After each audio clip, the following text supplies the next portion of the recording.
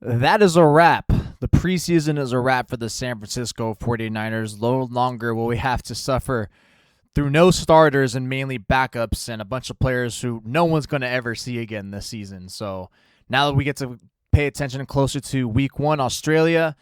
But before we can turn and flip that page, there are some winners and losers to note from the last preseason finale against the Raiders.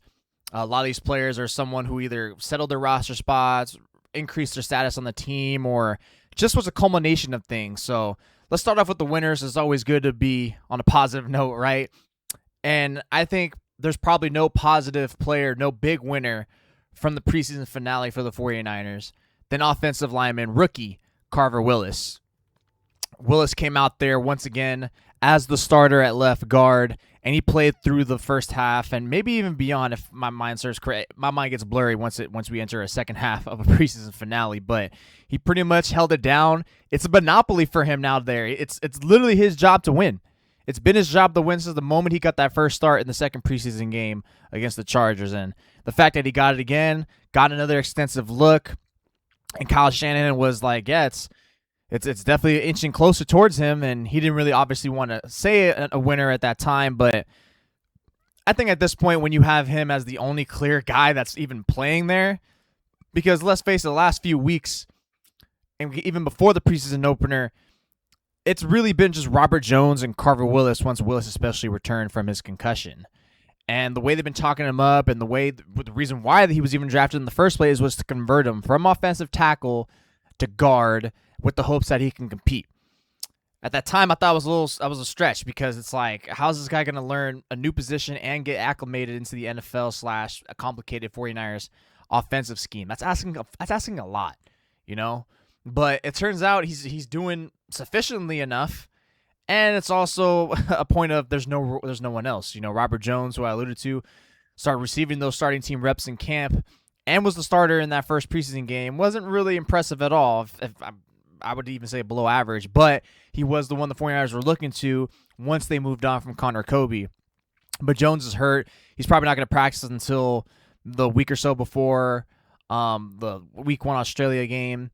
And even then, he's kind of lost some time. Maybe by this point, Willis has already separated himself. And the fact that he has momentum, he is a rookie, he is young, the arrow will typically, you know, for these players will point upwards, right, or at an angle. It's hopefully not going to go down, you know. So that's the probably thought process is like, okay, he's shown us enough where it's, you know, it's sufficient, but there's definitely some struggles that are just, you know, it's kind of a little bit hurtful here to see, but be prepared to go with some rookie growing pains with him.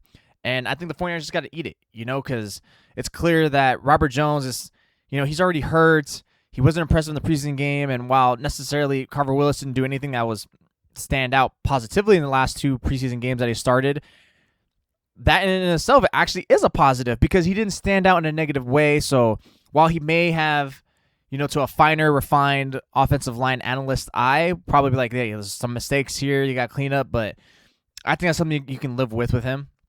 All right, something you live with. You have another extra week or so to get him up to speed with some practice, and then hopefully, you know, playing next to Trent Williams will help him when you actually get to start going out there and playing real, actual regular season games. So that's always the bright side, is that it is, of all the positions on offense that you can mask or platoon or plug and play, even with a very mid to mediocre talent, it is guard. You know, it's going to still rear its ugly head. There's going to be moments where it's going to blow up plays, it's going to stall drives, but it's not going to necessarily cap their offense significantly. You know, it'll have their moments, and you just hope that it's not going to happen, you know, on key third downs, key scoring plays that they need to get to. But it's really going to be seen, you know, if Willis getting if he's not really making the transition cleanly, if he's still wet behind the ears, his technique is still very raw, and if he's committing penalties, that's really where it's going to really come down to, and seeing if he is the guy. And at that point, maybe the 49ers start platooning players. You know, I've mentioned before in the previous videos that the answer to left guard is probably platooning, and at this rate, I think it's going to be Carver Willis and Robert Jones, but who knows? It's really going to be a toss-up once you really get past that week 1, assuming Willis is that guy. But I'd be shocked by now if Willis isn't the one who they go with. Just like, you know what, we can go with Willis because if any time, like during the game or, after a few games, we can always be like, we're just going to go with the quote-unquote veteran, the more experienced guy, Robert Jones, and then roll it from there. The 49ers can easily just keep swapping them up. They can do that. It's fine. It's not a big deal compared to like wide receiver, running back, quarterback. No one cares if you keep swapping between starters, even in mid-game. They've done it before, so...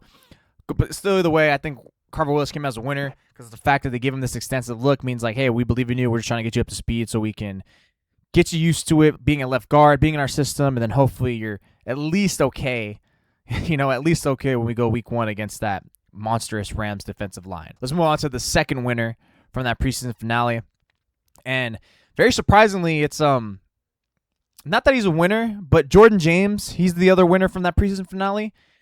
It's not surprising that he is on there. It's surprising that he even played because Kyle Shanahan had made it sound like he's probably not going to play because he barely came back to practice this week from a fractured rib thanks to Fred Warner, Superman punching him in the ribs.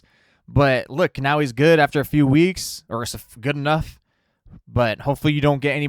Thankfully, he didn't get no damage in that preseason game, and hopefully you still treat him very, very lightly through these practices, so that way he is going to be good to help you contribute starting week 1. And yeah, with James, it was very fascinating to see. Like every time he touched the ball, it looked like he was firing off in a cannon, or he looked like the little platform that you pull, the little hammer that you pull on a pinball machine, and once you let it go, and it smacks the hell out of the pinball and just goes all around like super power, like super speed. That's what I was getting. That's what I was kind of correlating or connecting Jordan James to. That's what I was seeing. I'm like, dude, this guy's just firing off as soon as like ball set, hike. He's coming up hard, fast, explosive, and just shoots through the gap. He's not the most toughest or going to run you over player, but yeah, he was very fast and he was elusive and vision. And boy, did he look like he fit. And now you can kind of see like, oh, this is why Kyle Shanahan wanted him. Just imagine if injuries didn't play a role. Imagine how much more further along he'd be, more comfortable. Because, hell, he already looked pretty comfortable as it was. The physical skills are there. They're very impressive. So it's also awesome because if you mix him in with Kalen Black and Christian McCaffrey, all three of these guys have their own unique skill set. Or, they differ. Christian McCaffrey doesn't have that burst speed, that one lane he's going to go and cut like Jordan James showed. And he's also probably not going to be necessarily the truck stick balance guy that Kalen Black, well, he's probably more closer to Kalen Black than Jordan James, but I like how all these guys are like, they're different, but they're still kind of in the same realm, so it's going to be great. So if you do rotate them, it's not going to be much different in the offense. That's the big thing last year. That was the issue why you couldn't really get McCaffrey off the field other than the fact that he was your best option considering all the health injuries, right? Is that none of these guys were similar to McCaffrey, but also especially his pass catching. So that'd be the one thing I want to see out of Jordan James. Can he pass catch? But other than that, considering this was his first game, probably his third time on the field or second time on the field back since he hurt his ribs, and I was just impressed. Like very encouraging signs. Hopefully that translates into regular season. You get him more reps because if he's anywhere close to what he was showing in that limited action in the preseason game. The 49ers have a good stable of backs behind McCaffrey, and there's no excuse why you can't rotate them now. Unfortunately for James, I still think he's behind rookie Kalen Black. But now that I've seen that, it's like, man, if you were healthy and you kept your foot on the gas and you got to play those games, there's probably no way rookie Kalen Black supplants you. But now I think because Black came sooner than you, he's already a little ahead. But either way, the 49ers, it's not a problem. It's actually a great thing to have. Now you can fluctuate between these guys, give them each like 3 to 4 carries a game to bring McCaffrey's carry total to 10 to 12 so you can focus him as a receiver. So that was a great sign to see. Next winner, not as glorified as Carver Willis or Jordan James, and this might be a bit of a stretch, but I liked cornerback Jack Jones. He's been a person that's been reported by numerous people in the media who've attended training camp that he's been making plays like almost every practice. Like he's pretty nice in coverage. He does a lot of pass breakups. He gets picks. And I think this preseason game was the first time he actually translated it and actually looked good. He almost had that pick on Kirk Cousins, I believe on the first pass attempt. He had an excellent break, his T-step. He just went and attacked there downhill. And that should have been a pick. Parts of me wants to almost not give him credit because it's like that was such a great break. It's such a perfect play that you had to come up with the way of the pick, and the fact that it wasn't kind of should almost be a downer. But that's just the cornerback bias and high standard in me. So either way, that still gets credit. It shows that, okay, look at how he's reading, look at his intellect. And he had fairly sticky coverage for the most part in that game. And I just thought, yeah, that's good considering that, Ronaldo Green, he still has a hamstring injury. Rookie Ephesians Prysock left early with the AC joint sprain, so he's probably going to be out for a good couple weeks. So Jack Jones, you had a decent performance, a nice solid performance. That just helps you cement further as like, hey, I am the number 3 guy, after Dealmador, Lenore, and Ronaldo Green. So, hey, because Rookie Ephesians Prysock could have been knocking on the door if he got an extensive look and was looking solid, because he was a player I was excited to see.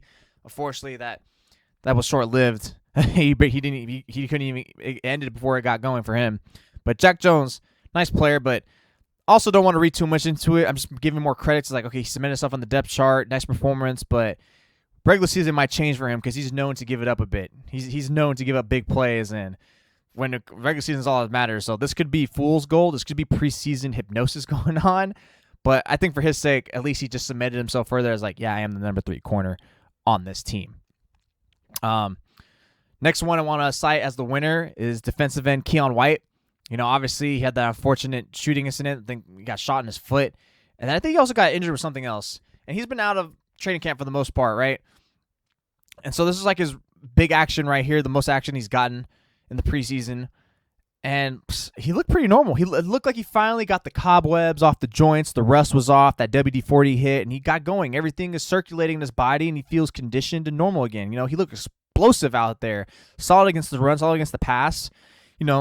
He's not some bar burner that's going to, like, mow you down, and I'm not trying to overhype him or anything, but it was just great to see him back into the caliber of player that he's supposed to be. The expectations of him, which he is solid in all these aspects, and he can move around on the defensive line. And shoot, the way the defensive end's going for the 49ers and even defensive tackle, that they're going to need him to be up to speed and hopefully even take it up a notch to how he was 2 to 3 seasons ago with the Patriots when he was a very good player. Because, Romello Hayes hurt his ankle. He didn't play. Edge rusher's looking bleak outside of Nick Bosa. And is Bosa even going to play? He's a huge toss-up with his knee tendonitis, so I'll probably make a video on that to discuss the concern factor of that. So they need Keon White to be that guy, and the fact that he's getting closer and closer, or is out, probably now healthy condition and feels good after that game, huge, because they're going to need it. Even if he is average, they need average at this point, because right now they have nothing, and that's already tremendous. Last but not least on the winners, wide receiver Jacob Cowing, and I'm going to bridge this in between a winners to the beginning of my losers list, is he was a winner even though he didn't play because I think he had a groin injury. This would have been great if he played because he had that punt return touchdown last week. And if he capitalized on it in this game, it was like, okay, his roster spot's definitely not in question now. But it's funny because he didn't play, and now I'm definitely on his roster spot is not in question now, and I had him as a glorified cut candidate. But it's because Jordan Watkins, he's the first loser from this preseason finale, and it kind of stacks from last week. He hasn't been good. And I know in the second preseason game against the Chargers, he had a touchdown, he looked pretty solid in the third and fourth quarter, but those are against guys who probably are not going to field an NFL jersey in the regular season. And you can say the same thing. It's like, okay, is Jordan Watkins gonna play against anyone? But it's like, I'm talking about actual guys who are probably be on the street or in practice squads. This guy is like not even playing against second stringers. He had a perfect time in that second preseason game to score a touchdown. Beautiful ball from Mac Jones, and he dropped it. So with Jacob Cowing out in this game, you had a perfect opportunity to be like, okay, cool, I'm going to make up for that last game, and I'm going to stand out more because Jacob Cowing's not here. So what do the 49ers do? Jacob Cowing's out. What's his greatest skill? Special teams return man. Okay, cool. Jordan Watkins, let's see what you got. We've been trying you out there in training camp. And he gets the first kicker off return, and he just looks slow. He looks like he's running with ankle weights and a backpack carrying bricks. And for a guy who was known for coming out of college and as being a speedster, he's not quick with the ball in his hands. Like, it looks clear that, yeah, as a route runner, it's probably he's got it. But with the ball in his hands, he's just not going to do it. He didn't look confident. He looked like he didn't want to be part of that contact. He just runs into a group of guys, and then he gets drilled into the turf field. And it's like, okay, cool. So we can't really find a role for you here because, again, even later on, he was doing other punt returns, and it's like, why do you keep stretching the field horizontally like you're fast? Like Jacob Cowing can do that because he actually is fast. Even though that's probably not advisable, it probably is ill-advisable. But if you have the physical skills, sure, you can get away with it. Who cares? Same thing with Patrick Mahomes. He can throw across his body opposite side of the field. No one gives a damn. But Watkins, you just got to be smarter. You got to be more visual, and he just doesn't have it. And I doubt he ever will. So I'm out on him on that. And I'm even further out on him when the first pass attempt or the first target he received from Mac Jones looked like a beauty of a deep ball. And instead of him looking back he just didn't even run his route at full speed. That was what's concerning. Like, how is this a preseason finale? You have opportunity to really stake your claim in this roster. Maybe raise up the ranks with a nice performance, considering those first two series, they were facing against the Raiders starters. So these reps mattered the most. If you did one play, 2 plays, that would have gone a long way versus if you had 6 plays in the second half. 1,000%. And he just didn't run a full route. He just half-assed it. That could have been a chance, and he would have been like, wow, look at this guy. Does it against starters. I know the Raiders starters aren't necessarily like, top end of the line, top 10 players, but who cares? Starting caliber players, Jordan Watkins is not. And in the case they ever need him in the season, I was just really down on Jordan Watkins in this game. And I'm thinking it's fine to cut him. Because at this point, look, you're going to put Christian Kirk on IR. Shoot, maybe Jay Cowling starts there. I mean, Jordan Watkins might still get it, but I think now at this point, he definitely has been superseded on the roster and the depth chart by Jacob Cowling, and that was with Cowling out playing. So I'm all the way out on him. I wouldn't trust him. Yeah, not a strong guy. Yeah, no, I'm out on him. And another guy who I guess I've been out on, the second loser for this, and so have the 49ers. They've made that obvious in the preseason opener. Connor Colby, I won't spend too much time on this because obviously I've explained it's between Carver Willis and Robert Jones, even though I think Willis is going to be the starter. I just think the reason why I just want to harp on this and emphasize, like, in a preseason finale where it's like, let's just get one last look against live competition at left guard, why not give Colby a couple series? And they just didn't. They didn't. So the guy who started out with the first 2-3 weeks in training camp receiving all the first team reps, he never received a single one in the preseason. How bad are you that the Niners don't want to be like, let's just give you 1 or 2, 3. Preseason finale? Robert Jones is hurt. Maybe we need you to kick over. Let's just brush you up. Let's see. Like, no. That's how bad he is. And I believe it because he was bad last year. And I wanted to remain hopeful. It's like, you know what? He was bad. Let's see if he takes those on the chin and comes back and really steps it up. Who knows? But, that's not capable for everyone. It's always great in theory, but that's not always the thing. And it clearly wasn't. The 49ers didn't give him any per team reps when they clearly are kind of desperate on the depth just to see if they can have anything in left guard. But it's clear that they've seen enough and are hopeless with him, which is why they're just like, you know what, maybe he's more comfortable at right guard, or we don't have another viable backup at right guard to Dominic Pooney, who's maybe under the concussion protocol right now. And so let's just keep you over there because, God forbid, if we ever need a third or fourth left guard, you'll be our guy at left guard because you already had some reps last year. We saw enough. And at that point, we're chalked. We are chalked if you're the guy. So just wanted to harp on that because it was just, man, you're just all the way down.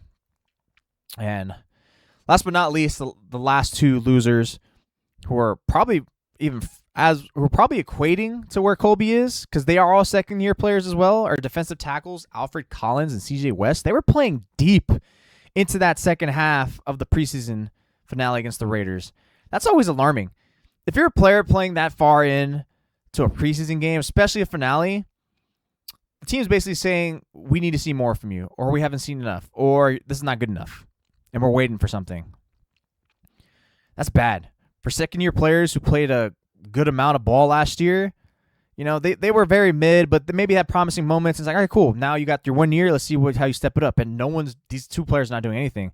Obviously, they've been injured. I think West got concussed. Collins had a surgery. So, yeah, I get it. It's going to be the lag. There's going to be conditioning, and we got to get in the thick of things. But the fact you couldn't make one play happen, make one impactful play happen against the majority of the time backups against the Raiders, that was sad to see. That was demoralizing because now it's like, oh, God, not only do we have a problem probably at defensive end and safety on defense, we might have a defensive tackle depth issue because outside of Osa Odigizua, who else is there? You're going to be banking on Michael Williams coming off a torn ACL, damaged meniscus? I'm pretty sure he'll be decent there. Rookie Grayson Halton is probably better there now than those two because, godly, those guys are just not good. Is CJ West even in shape? How about Alfred Collins? Like, those guys look like gas. They're not explosive with speed. Okay, are you strong? No. I always thought Albert Collins, when you drafted him, it was more for run defense. Like, okay, he's a big body, just hold him there, just blow up plays, blow up lanes, fill the gap. Cool. And if he's like that, fine. Maybe it's a reach that second round, but if he gives you that, okay, fine. But he's not. And I doubt he's ever going to. So maybe he picks it up. Maybe more games will get him helping him, but it's clear that the 49ers wanted to see more. They wanted to get him up to speed, and all those reps are just pretty much like, we need you, dude. Come on, let's get these reps. Let's do something. Let's get you in. Let's get you in. Let's get you in. Because week 1, week 2, week 3, the season, we need you guys. Both of you, CJ West, Alfred Collins. It's not looking good. So at this point now, if they don't pick it up and it's by midseason, they're still not doing anything, maybe even earlier, because they're just not doing anything. They're not giving anything much of promise. But yeah, let's just say midseason to be very, very, give them a longer leash. Not like they deserve it. We're pretty much looking at either Robert Saleh, because he was the guy who had a lot of say in that last draft, 2025. He advocated for those two players. So either Robert Saleh advocated to the 49ers to draft 2 lemons, or this is start becoming a deeper conversation now. Is defensive line coach Chris Kasarik overrated? Maybe it's both. Maybe it's one. Yeah, it's some conversation is going to happen soon, and it's not going to take longer than the next month and a half between those two. But those are the winners and losers from today. Final 53-man roster cuts will occur on Sunday in the afternoon. So I think I have a good idea who's going to be getting the final nods. And yeah, let's just see who the 49ers end up taking to Australia for week 1.